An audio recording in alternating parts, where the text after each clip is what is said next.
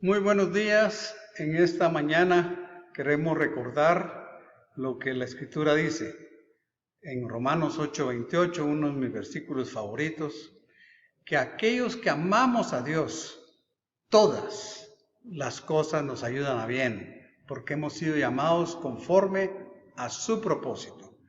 Y en esta situación en la cual nos encontramos como humanidad, como naciones, como familias, como país, como familias, y nosotros en lo personal queremos tener muy en cuenta lo que dice Romanos 8:28. Y queremos creer con todo nuestro corazón que por difícil que la situación sea, nos va a ayudar a nuestro bien. El Señor está más interesado en nuestra eternidad, en formar en nosotros el carácter de Cristo que en cualquier otra cosa. En esta mañana vamos a continuar con la serie de mensajes sobre el retorno de Jesús. Esta es la tercera parte. Lo que nos toca ahorita ver es la tercera parte. El retorno de Jesús en gloria. Como introducción a este mensaje, compartimos el 24 de mayo un mensaje que titulamos Llegando a participar de la primera resurrección.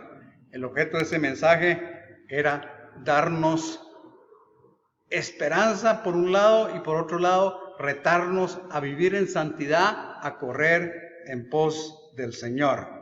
Luego compartimos este mensaje que titulamos El retorno de Jesús en gloria y que lo hemos dividido, ya vamos 3 partes. La primera parte fue el 31 de mayo y en esa ocasión meditamos en 3 aspectos. Vimos que de lo que podemos estar seguros es de que Jesús vino la primera vez conforme a la profecía. Hay más de 300 profecías que nos hablan del advenimiento del Señor Jesucristo. Entonces, nosotros podemos estar seguros que si ya todo eso que se miraba tan difícil se cumplió, lo que Él dijo respecto a sí mismo y lo que los profetas han dicho, se va a cumplir. Y recordémonos que hablamos de Hechos 1, 9 al 11, a este Jesús, al cual ustedes han visto ir a los cielos, en la misma forma regresará. Vimos que no es sabio, no con mayúsculas la N y la O, con negrías y subrayado, poner fechas para la venida del Señor. Vimos casos que se han dado a través de la historia, no los vimos todos porque se han dado muchos más, pero lo que ha sucedido cada vez que se pone una fecha es que han quedado como falsos profetas. Y además de eso, trae oprobio al nombre del Señor, al Evangelio. Acabo de oír un comentario de un no creyente, ya haciendo burla de que muchos cristianos están diciendo que es el fin del mundo.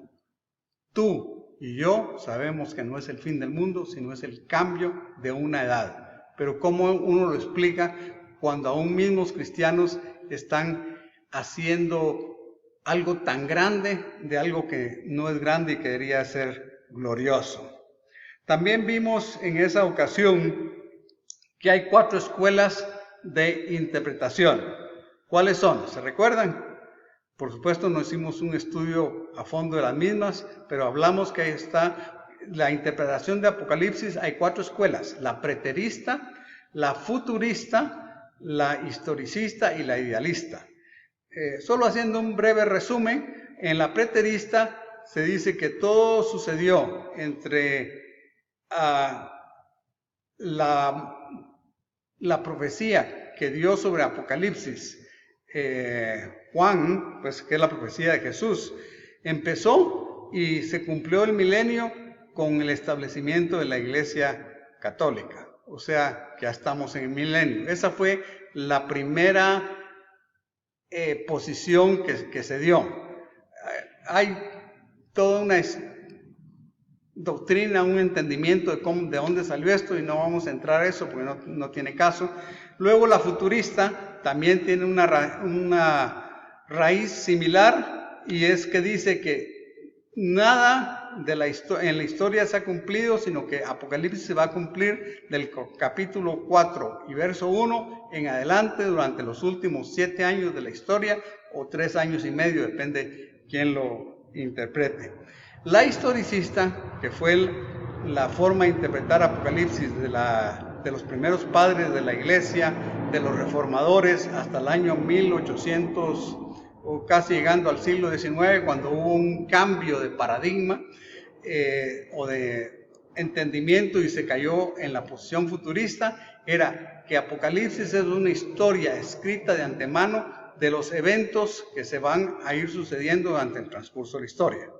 Yo le estoy poniendo lo que cree cada postura, no estoy diciendo que una es mejor que otra, sino que son diferentes. Y como vimos, hay una regla de lógica que dice que dos cosas no pueden ser ciertas al mismo tiempo. Así que yo sé que siempre hay quien defenderá uno u otro lado. Y la cuarta es la espiritualista o idealista, que nos dice que el cumplimiento de Apocalipsis no es un cumplimiento literal, sino es una historia de las pruebas, batallas que vamos pasando nosotros como cristianos.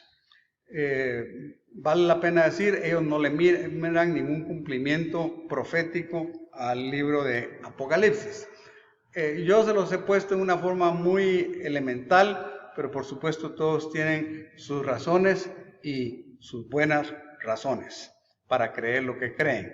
La semana pasada continuamos con el mensaje, el retorno de Jesús en gloria, la segunda parte, y vimos la historia de Israel, o sea, en lo que la Biblia llama los últimos días o los postreros días, que empezaron con Jesús y que van a terminar con su retorno.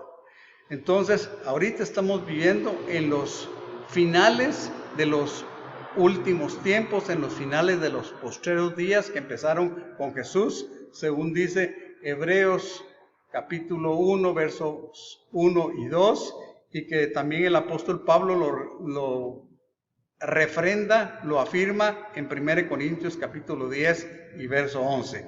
Eso lo vimos con detalle. En el año 70 empezó el periodo de gran tribulación para el pueblo de Israel, ya que el templo, el amado templo, fue destruido, la ciudad fue dejada en ruinas, y finalmente, después de la rebelión de Bar Kokhba en Bar Kokhba, en el año 135, Israel fue esparcido entre las naciones, donde permanecieron por muchos siglos. También vimos cómo Dios empezó a moverse en una forma sobrenatural y empezó a crearse una inquietud para regresar a su tierra, lo que nosotros llamamos Tierra Santa, ¿va? El lugar de origen. Había mucha oposición, muchos problemas, pero Dios permitió, porque Él lo permite, cosas como el hecho de que Inglaterra estuviera con el mandato sobre esa área palestina, 1. 2, con que el ministro de Relaciones Exteriores de Inglaterra sacara esa declaración, Balfour, Arthur Balfour se llamaba el ministro, en el cual su majestad miraba bien que se diera una tierra, un hogar nacional al pueblo de Israel, los eventos que pasaron, que llevaron al establecimiento del reino del Estado de Israel en 1948, y vimos las guerras del Israel moderno. En 1948 fue la Guerra de la Independencia, en 1956 fue la campaña de Sinaí, todo eso lo vimos con detalle, esto es un repaso. En 1967 la Guerra de 6 días y en 1973 la Guerra de Yom Kippur. Todas estas guerras, militarmente hablando, no fueran posibles si no hubiera sido por la intercesión de Dios. O sea, no había forma, pero Dios intervino. Yo quisiera pedirles que oráramos por un momento y pidiéramos que el Espíritu Santo ilumine nuestro entendimiento. Amado Señor, te damos gracias porque tú nos has amado con amor eterno. Tú nos has llamado por tu nombre. Te damos gracias porque nuestros nombres están inscritos en el libro de la vida. Y Señor, sabemos que tú quieres iluminar nuestro entendimiento. Espíritu Santo, nos rendimos a ti. Tú eres nuestro maestro. Llévanos a toda la verdad. Te pedimos que abra los ojos de nuestro entendimiento en esta mañana. Amén. En esta mañana veremos el retorno de Jesús y nuestra reunión con Él, entre el tema general, el retorno de Jesús en gloria. Y lo vamos a ver dos partes. ¿Cuándo y cómo sucederá el retorno de Cristo? Es la segunda parte, y la primera, pues la que mencionábamos, el retorno de Jesús y nuestra reunión con Él.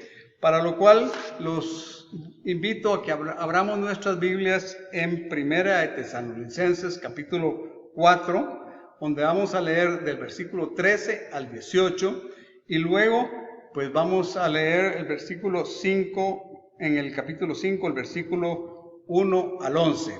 Recordemos que muchas veces, no muchas veces, sino siempre, en la Escritura tenemos que ver el contexto, porque donde está el capítulo no necesariamente termina la idea o lo que se viene hablando. Y si lo paramos ahí, sentimos como que no tiene nada que ver una cosa con la otra. Pero por eso les invito a que ya tienen abiertas sus Biblias, a que lo leamos. Ustedes sigan la lectura en la versión que tengan. Yo lo voy a leer en la Nueva Traducción Viviente. Pero pongamos atención y comparémoslo con nuestra versión. Hay cosas en las diferentes versiones que son más claras en unas que en otras, o a veces el lenguaje arcaico o no acostumbrado, no de uso común, a veces complica el entendimiento. Pero veamos entonces, verso 13. Y ahora, amados hermanos, queremos que sepan lo que sucederá con los creyentes que han muerto, para que no se entristezcan como los que no tienen esperanza. Pues ya que creemos que Jesús murió y resucitó, también creemos que cuando Jesús vuelva, Dios traerá junto con Él a los creyentes que hayan muerto. Aquí está de una vez estableciendo algo importante. Porque Jesús murió y resucitó, y es la promesa que Él hizo, los que hayan muerto en Cristo van a resucitar con Él. Verso 15. Les decimos lo siguiente de parte del Señor. Nosotros, los que todavía estemos vivos cuando el Señor regrese, no nos encontraremos con Él antes de los que ya hayan muerto. Pues el Señor mismo descenderá del cielo con un grito de mando, con voz de arcángel, con el llamado de trompeta de Dios. Primero, los creyentes que hayan muerto se levantarán de sus tumbas. Luego, junto con ellos, nosotros, los que aún sigamos vivos sobre la tierra, seremos arrebatados en las nubes para encontrarnos con el Señor en el aire. Entonces estaremos con el Señor para siempre. Así que anímense unos a otros con estas palabras. Capítulo 15. Verso 1, y vamos a leer, como dije, hasta el 11.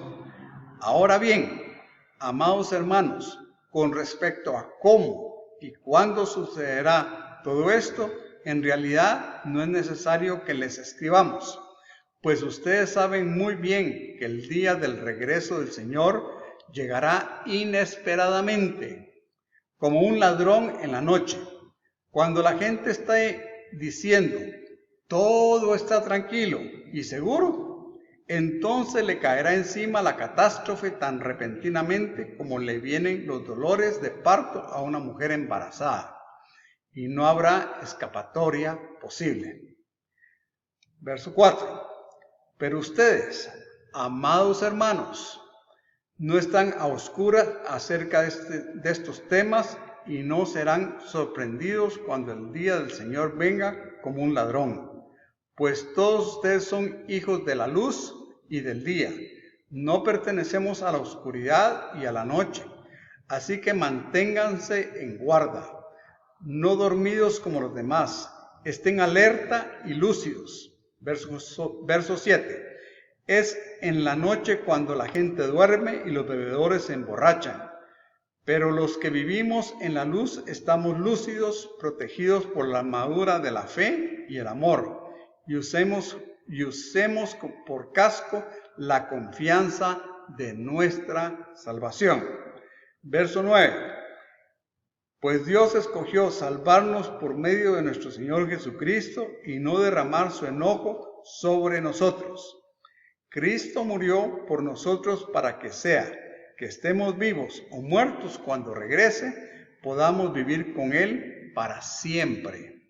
Así que aliéntense y edifíquense unos a otros, tal como ya lo hacen.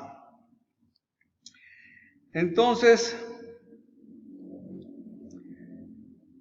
como ya mencionamos, el punto 1 que veremos en el mensaje de esta mañana es el retorno de Jesús y nuestra reunión con Él. Y ahora vamos a ver más despacio, Primera de Tesalonicenses 4, 13 al 18. Pablo les escribe sobre una inquietud.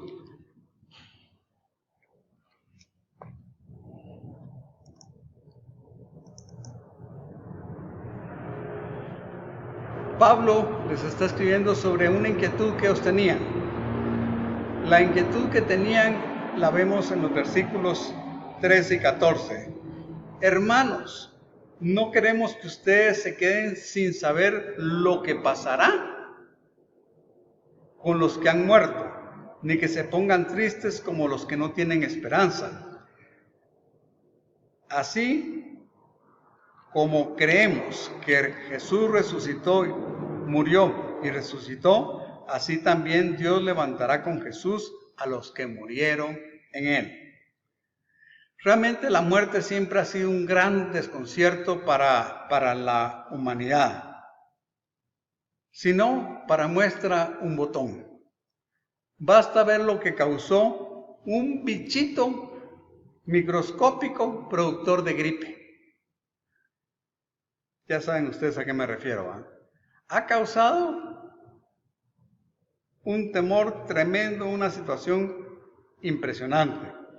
Miren, dice Mateo 6:27 que nosotros no debemos de preocuparnos. Obviamente la Biblia está escrita no para el mundo, sino está escrita para los hijos de Dios, para los creyentes. Es la carta de nuestro Padre a sus hijos. Dice así, y lo quiero leer de la Nueva Traducción Viviente. ¿Quién de ustedes, por mucho que se preocupe, puede añadir una sola hora al curso de su vida? ¿Quién de ustedes, por mucho que se afane, puede añadir al curso de su vida una hora? Me gusta cómo lo pone esta versión y otras versiones, porque en la Reina Valera, que por muchos años fue el único que leía yo, dice, ¿quién puede añadir un codo? Un codo es una medida de que tiene 45 centímetros. Y por supuesto que podamos añadir eso a nuestra altura. Yo me imagino que cuando fue escrita la Biblia tenía otro significado, pero si lo leemos, si pensamos literalmente, pues nadie, esto no se ha visto, alguien pueda incrementar 45 centímetros a su altura. Supuestamente hay algún tipo de ejercicios, algún tipo de cosas para aumentar 1 o 2 centímetros. Pero no 45 centímetros. Entonces por eso me gusta más, porque yo creo que el sentido que tiene la Escritura es lo que dice. ¿Quién por mucho que se afane podrá añadir una hora? Imaginemos, una hora es una nada a su vida. Nadie. O sea, Dios tiene establecido y determinado un tiempo para cada uno de nosotros. Lo que sí es cierto es que si tu tiempo está establecido para que vivas 85 años, vamos a decir, pongamos 90, pongamos para ponerlo más redondo, 90 años. Pero si viviste de una forma descuidada cuando eras joven, si fumaste, si te drogaste, si te emborrachaste y afectaste tu salud, y luego comiste un montón de comida que no es sana, ¿qué es lo que va a pasar? Sí, vas a vivir 90 años, pero vas a pasar, no sé, 20 años de tu vida, 30 años de tu vida con muy mala salud. Y eso es algo que Dios no lo quiere, pero Él en su amor nos ha dejado para que nosotros escojamos.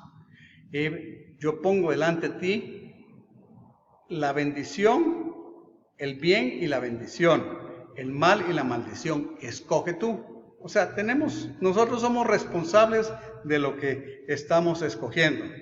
Y amados hermanos, ¿cómo no quisiera yo saber muchas cosas que hoy sé, que las hubiera sabido hace 40 años, vamos a decir?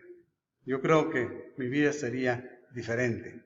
Pero aquí estamos aprendiendo y siempre vamos a seguir aprendiendo. Lo segundo que queremos ver es que el Espíritu Santo da una doctrina sobre el retorno de Jesús. Dice en los versos 15 al 17.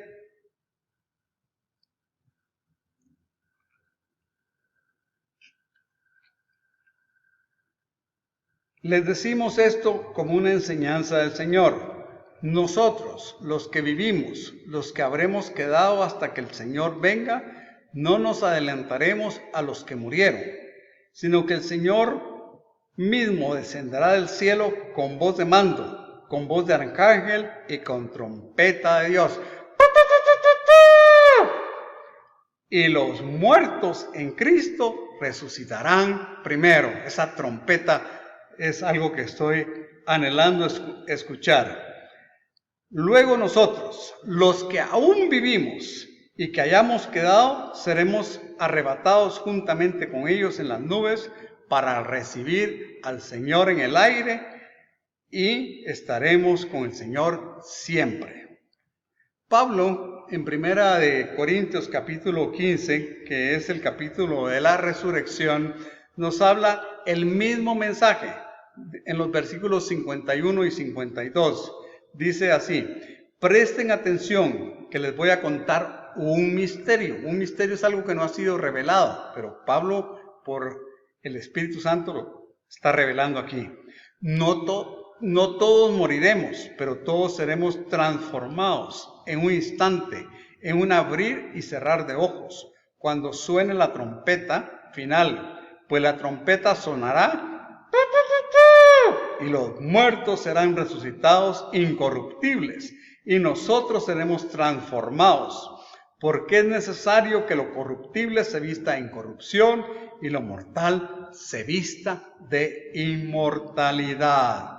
Amados hermanos, aquí el Espíritu Santo, como dijimos, está estableciendo la doctrina respecto al retorno del Señor Jesucristo. Y por último, para ver este tema, este punto, la razón del mensaje es darnos ánimo, como dice el verso 18. Por lo tanto, anímense unos a otros con estas palabras. El objeto del mensaje de la venida del Señor es para que nosotros como creyentes nos animemos, tengamos esperanza, estemos contentos de que el Señor ya viene. Pero si nosotros hemos puesto toda nuestra esperanza en lo terrenal, aunque yo estoy hablándole a cristianos, ¿qué es lo que va a pasar? Vamos a estar como contrariados de que todo esté así, porque ya el Señor viene y yo no he podido disfrutar de la vida. No, mira, perdona, pero vamos a disfrutar de la vida verdaderamente cuando el Señor venga por segunda vez.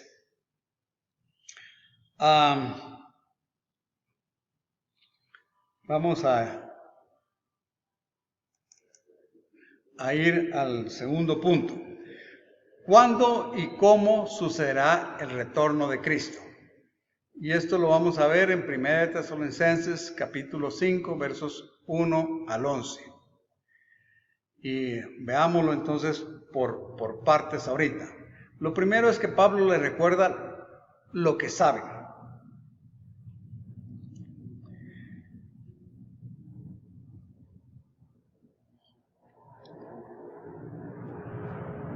sea, ellos ya lo sabían. Y Pablo lo único que está haciendo es recordarnos de que la venida del Señor será de improviso, no será con grandes avisos.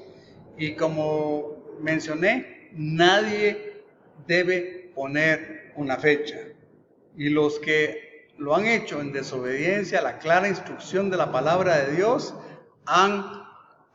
se han expuesto a sí mismos como falsos maestros, como falsos profetas.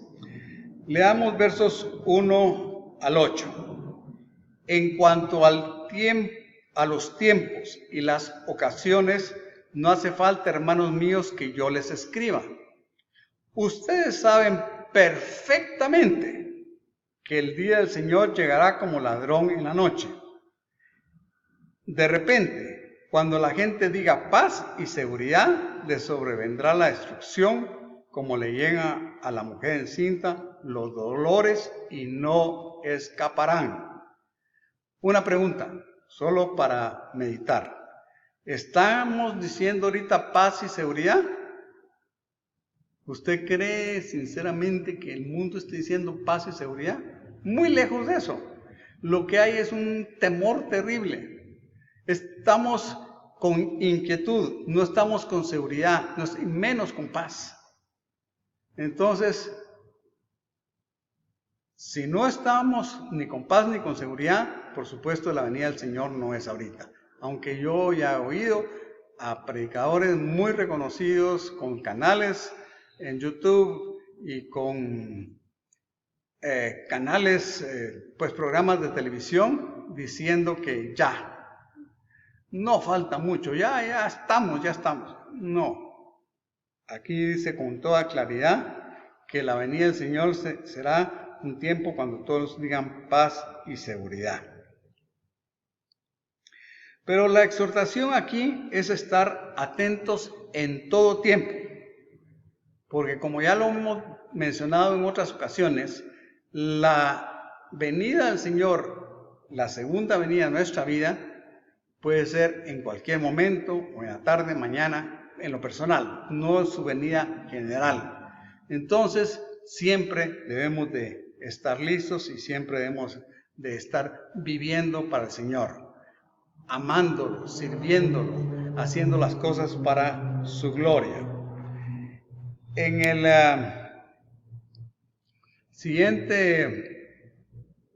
los siguientes versículos, el Espíritu Santo nos habla de que, o nos recuerda que hay un castigo para todos aquellos que rechazan el amor y misericordia de Dios.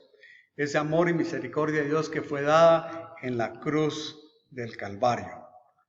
Juan 3:16 dice, porque de tal manera, y eso quiere decir en tal forma, con tal dimensión, con tal entrega, es indescriptible lo que dice, lo que abarca o implica eso, de tal manera. Amó Dios al mundo que dio a su Hijo unigénito, para que todo aquel que en Él cree no se pierda, sino tenga vida eterna. El objetivo del Señor es, Él ya hizo la propiciación, ya dio la manera de escapar del juicio eterno, pero es todo aquel que en Él cree. O sea, esa es la decisión que nosotros tenemos que tener, si vamos a creer en Él. Y luego dice el verso 17, porque no envió Dios al mundo, a Cristo, para condenar al mundo, sino para que el mundo sea salvo por Él. O sea, su Hijo no fue enviado para que el mundo sea condenado, sino para que sea salvo. Eso es lo que está en el corazón de Dios. Entonces, nos dice los versos 9 y 10, que estamos en la porción que estamos leyendo, dice, Dios no nos ha puesto para sufrir el castigo, sino para alcanzar la salvación por medio de nuestro Señor Jesucristo. No hay otra forma en la cual nosotros podamos alcanzar la salvación, sino es a través del Señor Jesucristo. Ay, pero es que mi abuelito tan buena onda, que era tan bueno, que la Escritura dice con toda claridad que no hay bueno ni aún uno. Entonces, sí, definitivamente nosotros tenemos que estar conscientes que todos necesitamos a un Salvador, y ese Salvador es el Señor Jesucristo, quien murió por nuestros pecados, que murió para nuestra justificación. Dios no nos ha puesto para, versículo 9 otra vez, Dios no nos ha puesto para sufrir el castigo, sino para alcanzar la salvación por medio de nuestro Señor Jesucristo. Jesús dijo, yo soy el camino, la verdad y la vida, y nadie llega al Padre sino a través mío. Y Pablo, el apóstol Pablo, nuestro hermano, dice en 1 de Timoteo 2:5, creo que es, que hay un solo Dios y hay un solo mediador entre Dios y los hombres, Jesucristo, hombre. No hay otro mediador, no hay otra mediadora, un solo mediador, que es Jesucristo, hombre. El camino del Señor es estrecho. Entrad por la puerta estrecha, porque ancho es el camino que lleva a la perdición. Señor es claro, no deja espacio a que nosotros opinemos o creamos, sino nosotros tenemos que rendir y someter nuestra vida a Él. Quien murió por nuestros, verso 10, quien murió por nosotros para que despiertos o dormidos vivamos unidos a Él. O sea, muertos o vivos, vivamos unidos a Él. Volvamos a leer juntos los dos versículos. Dios no nos ha puesto para sufrir el castigo, sino para alcanzar la salvación por medio de nuestro Señor Jesucristo, quien murió por nosotros para que despiertos o dormidos, o sea, vivos o muertos, vivamos unidos a Él. Hemos sido salvos para vivir unidos a Él. El Espíritu Santo nos fue dejado como nuestro consolador, como nuestro guía, porque Jesús dijo que Él iba al cielo, pero que no nos iba a dejar huérfanos. Entonces, la exhortación aquí es a vivir en comunión con Dios. Para concluir el mensaje, también Pablo nos dice o nos da la razón del mensaje en el verso 11, y es estar animados. Leamos verso 11. Por lo tanto, anímense y edifíquense unos a otros, como en efecto ya lo hacen. Realmente el anhelo de Dios es que nosotros estemos animados, que estemos esperanzados de lo que el Señor está haciendo en el mundo. Un doctor muy reconocido, y no recuerdo su nombre, me gustaría tenerlo para haberlo honrado, es especialista en inmunología. Dijo algo que afecta al sistema, que algo que afecta al sistema inmune es el miedo. O sea, cuando tememos, las defensas se bajan. Qué increíble, ¿va? Pero increíble sí y no, porque somos espíritu, alma y cuerpo. Cuando nuestra alma, que es donde entra el miedo no entra en el cuerpo. El miedo entra por el alma. El alma son la razón, las emociones, o sea, los sentimientos, la voluntad. Entonces, yo de mi voluntad no dejo que el miedo entre. En la razón viene, ay, si la cosa se mira muy difícil, no sé qué. Pero en mi voluntad no permito que mis emociones sean afectadas. Y miren, lo que ha sucedido actualmente es que el sistema inmune de muchos se ha visto afectado cabalmente por el miedo. Encontré una fábula que describe lo que pasa con los medios de noticias y con los periódicos y con las redes sociales, que yo le llamaría redes de chismografía. Pero una pregunta, ¿qué es lo que vende un periódico? ¿Una buena noticia o una mala noticia?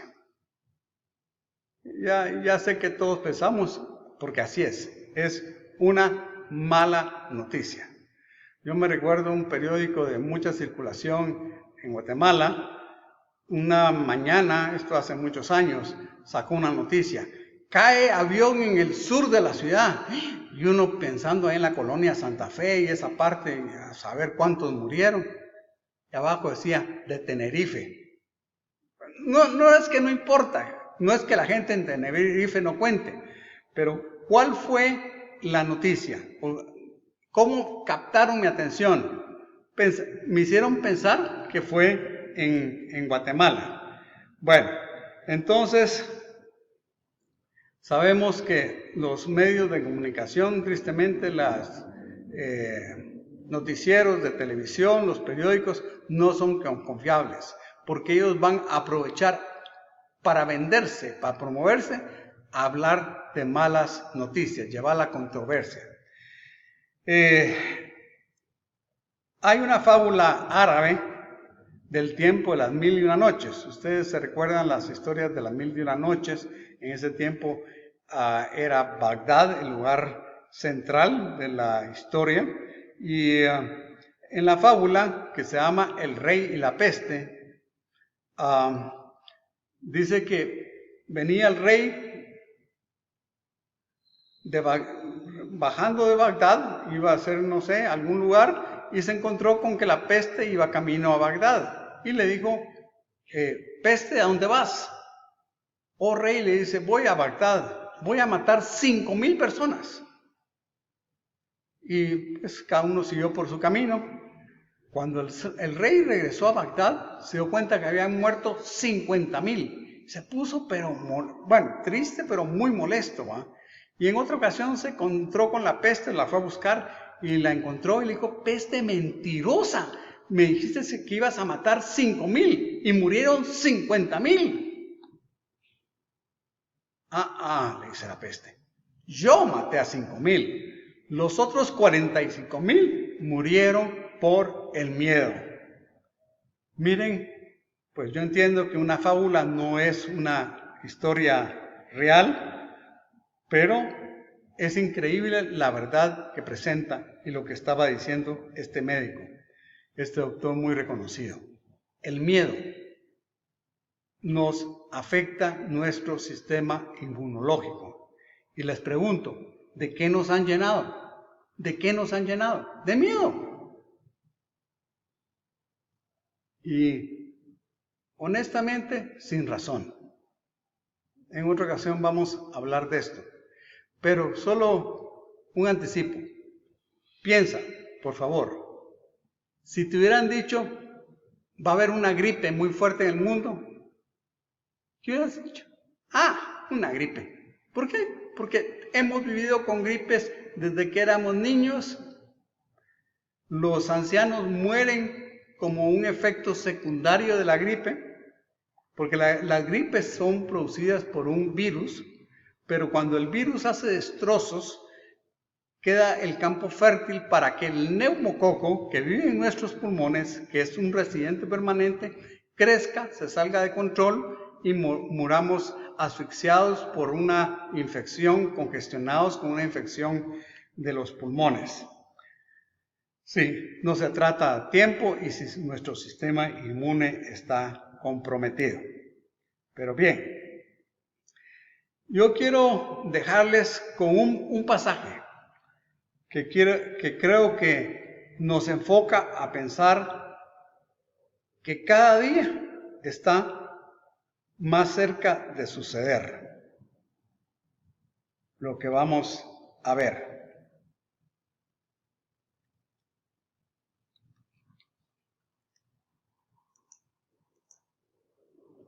Y está en Romanos capítulo 8, versos 19 al 25. Lo tenemos aquí en la pantalla. Quisiera que lo leyéramos todos juntos. ¿Listos? Porque el anhelo ardiente de la creación es el aguardar la manifestación de los hijos de Dios. Porque la creación fue sujetada a vanidad, no por su propia voluntad, sino por causa del que la sujetó en esperanza. Porque también la creación misma será libertada de la esclavitud de corrupción a la libertad gloriosa de los hijos de Dios. Porque sabemos que toda la creación gime a una y a una está con dolores de parto hasta ahora. Y no solo ella, sino también nosotros mismos que tenemos las primicias del Espíritu. Nosotros también gemimos dentro de nosotros mismos esperando la adopción, la redención de nuestro cuerpo, porque en esperanza fuimos salvos, pero la esperanza que se ve no es esperanza, porque lo que uno ve, hay que esperarlo, pero si esperamos lo que no vemos, con paciencia lo aguardamos. Estamos esperando la redención de nuestro cuerpo, que es la primera resurrección, cuando el Señor venga en gloria, cuando suene la final trompeta. Y eso debe de darnos esperanza, eso debe mantenernos con esperanza. Leímos, déjenme buscarlo, leímos en el pasaje,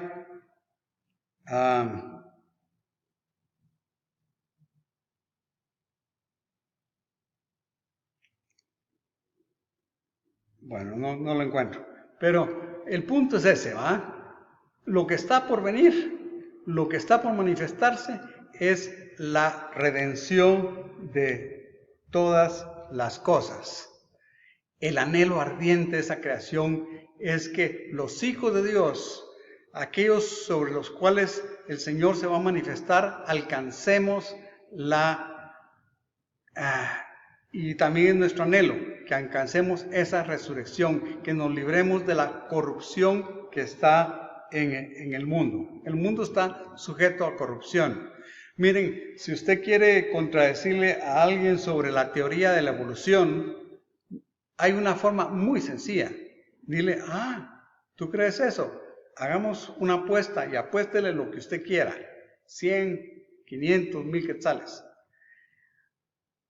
Contratemos a alguien que ponga el jardín lindo, con sus flores, sus begonias, la gramita bien cortada, todo lindo. Aquello que un jardín para foto. Dejémoslo estar ahí 3 meses. Y usted me va a decir si la cosa prosperó para mejor o se arruinó.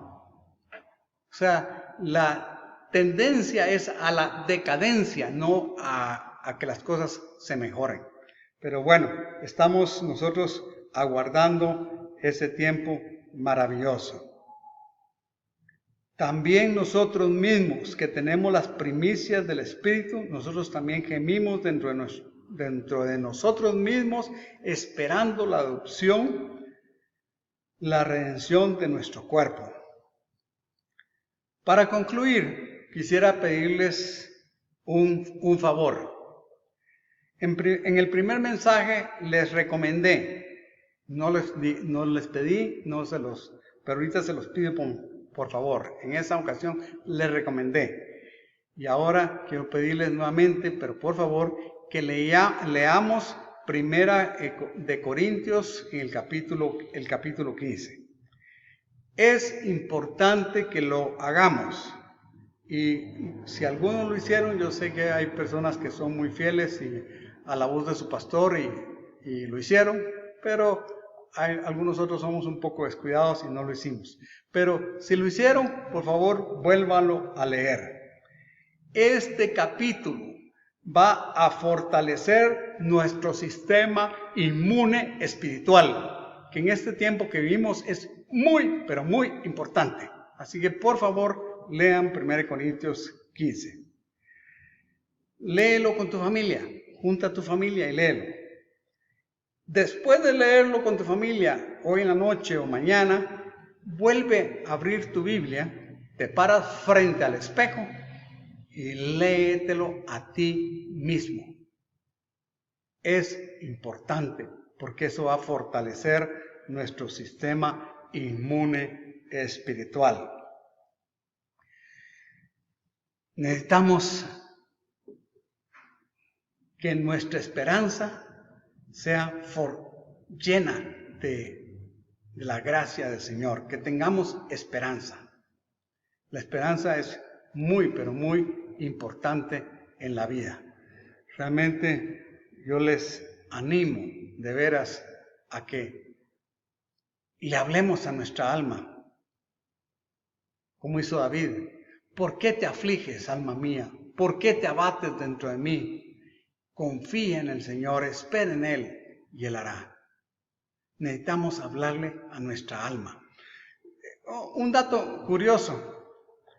Hicieron un estudio que dice que, y eso yo sé que muchos lo saben, tal vez una parte de lo mismo, que cuando nos reímos, en el cerebro se activan unas hormonas, una sustancia llamadas endorfinas, que producen tranquilidad, que producen felicidad, y se llaman endorfinas porque es algo, tiene un efecto como la morfina, que nos tranquiliza.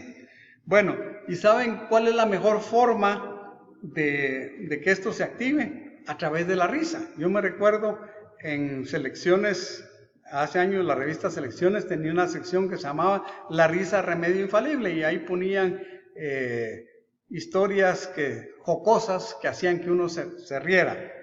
Pero el descubrimiento más reciente, miren la neurociencia, o sea, la ciencia del cerebro ha avanzado muchísimo en los últimos años. Dice que el cerebro, esto no es un insulto para nadie, pero es tan tonto que no sabe distinguir si por lo que nos estamos riendo vale la pena o no. ¿Qué quiere decir eso? Que si yo empiezo a reírme, el cerebro piensa que es algo que vale la pena y que tengo una alegría tremenda y empieza a soltar esas sustancias, esas endorfinas, y eso trae un bienestar a mi vida. Yo les invito, vamos a orar, pero quiero pedirles que cerremos nuestros ojos y oigamos este coro que nos habla de la soberanía de Dios, que nos habla de que podemos descansar en Él. Inclinemos nuestros rostros y oigamos. Soberano Dios, Dios omnipotente, Rey de reyes.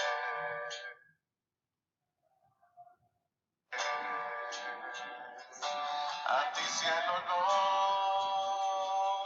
el imperio y la alabanza,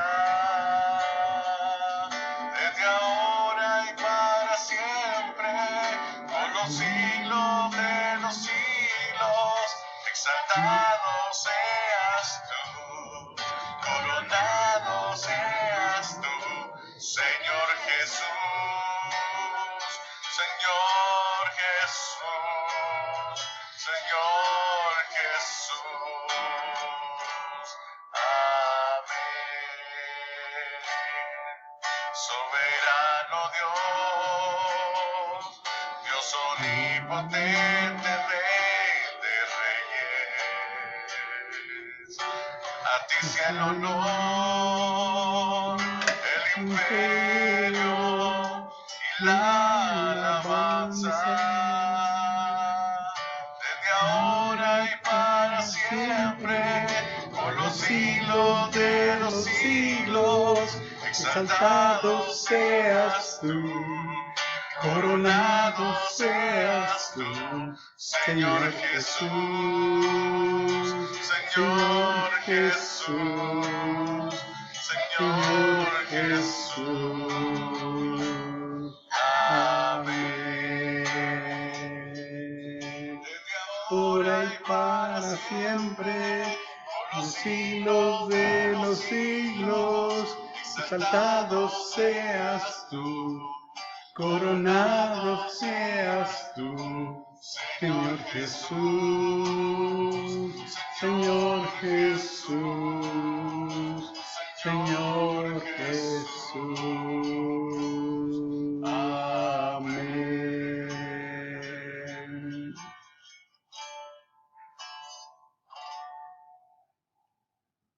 Amado Padre, gracias infinitas te damos porque hemos podido compartir tu palabra, exponernos a tu palabra eterna. Y Señor, tú has prometido que tu palabra no vuelve vacía, sino hace esa obra para la cual tú la envías. Te pedimos que esto que hemos compartido haga esa obra en nuestro corazón, impartiéndonos esperanza, impartiéndonos visión de que tú estás en tu trono, que tú eres soberano sobre todas las circunstancias, Señor. Y que como Jesús le dijo a sus discípulos, y por supuesto el Espíritu Santo nos lo dice a nosotros, no debemos temer. No teman, manada pequeña, porque a su Padre le ha placido darles el reino.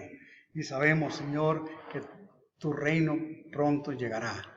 Por eso decimos, Padre nuestro que estás en los cielos, sobre toda circunstancia y sobre toda oposición, santificado sea tu nombre, que tu nombre sea reconocido como lo que tú eres, un Dios santo.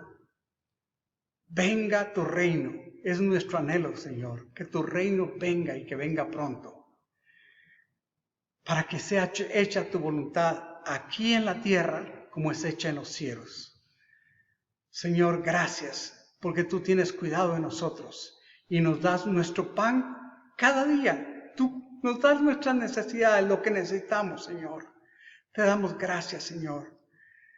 Señor, te pedimos que no caigamos en tentación, que no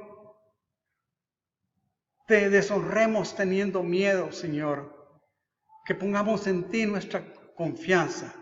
Señor, sabemos que el maligno quiere destruirnos. Te pedimos que nos libres del maligno, que nos libres de todo mal, Señor. Y que podamos vivir para ti, porque tuyo es el reino, el poder y la gloria por los siglos de los siglos. Padre, hemos orado en el nombre de Jesús, que es nombre sobre todo nombre. Amén.